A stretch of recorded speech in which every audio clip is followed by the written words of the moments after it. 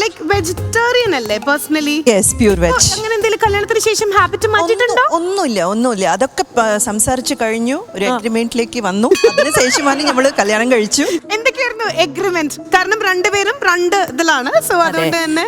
ഞാൻ തെലുഗു ബ്രാഹ്മിനാണ്, അപ്പോൾ അദ്ദേഹം Tamil Muslim. So total contrast. 3 കാര്യങ്ങള്. ആദ്യം എനിക്കൊരു പൂജാമുറി ഉണ്ടാവും.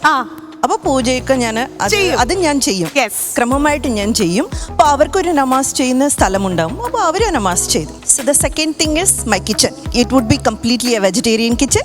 ഞാനൊന്നും കുക്ക് ചെയ്യില്ല, കൊടുക്കില്ല നോൺ വെജ്, ഒന്നും കൊടുത്തു. ദ തേർഡ് തിങ് ഇസ് എനിക്ക് എൻ്റെ കുടുംബത്തിന് വേണ്ടി ഞാൻ എന്ത് ചെയ്താലും അത് മോണിറ്ററി ഹെൽപ്പ് ആയാലും ശരി, അല്ലെങ്കിൽ എന്തൊരു സഹായമായാലും ശരി, he shouldn't be questioning me. അതുപോലെ തന്നെ അവർ ചെയ്താലും ഞാനും ക്വസ്റ്റ്യൻ ചെയ്യും.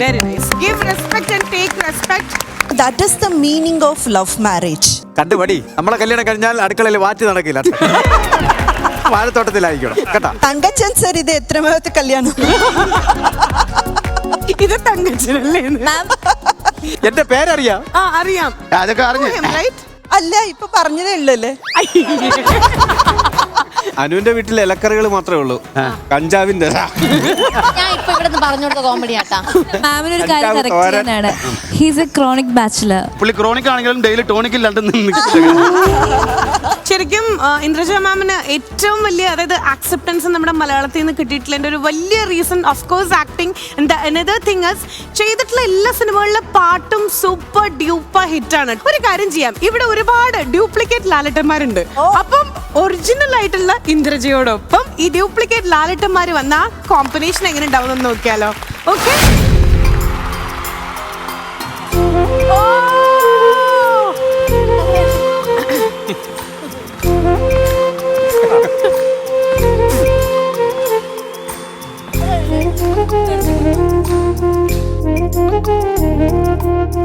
ഇന്ദ്രജന്മാരും ഡ്രൈവറും ഡാൻസ് ചെയ്യുന്നു.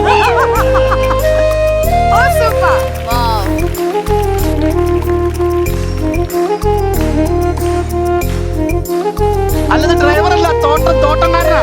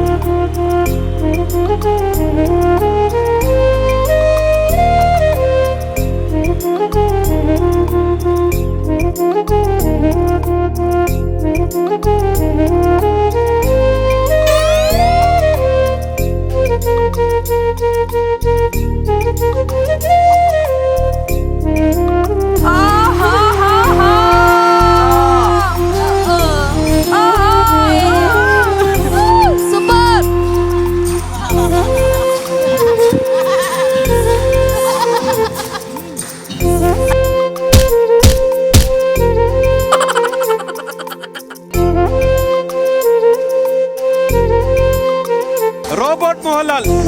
Robot Mohanlal. Robot Mohanlal. Robot Mohanlal. Kunjikoonan.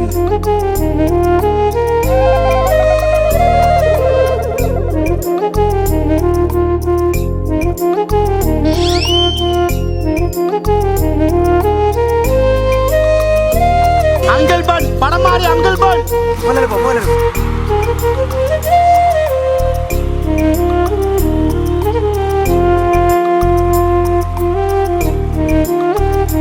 Idavela Babu.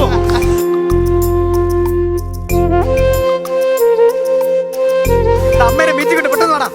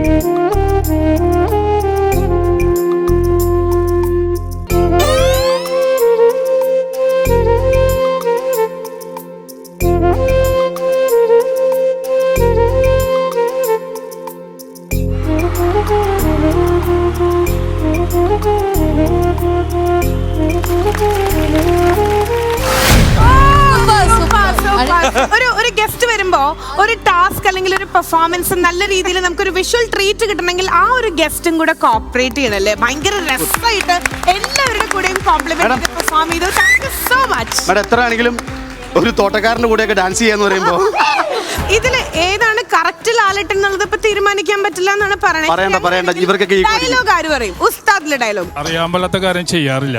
അപ്പൊ എന്നിട്ട് ഇങ്ങനെ പാട്ട് പാടണോ? പിന്നെ ഇടവേള മോഹൻലാൽ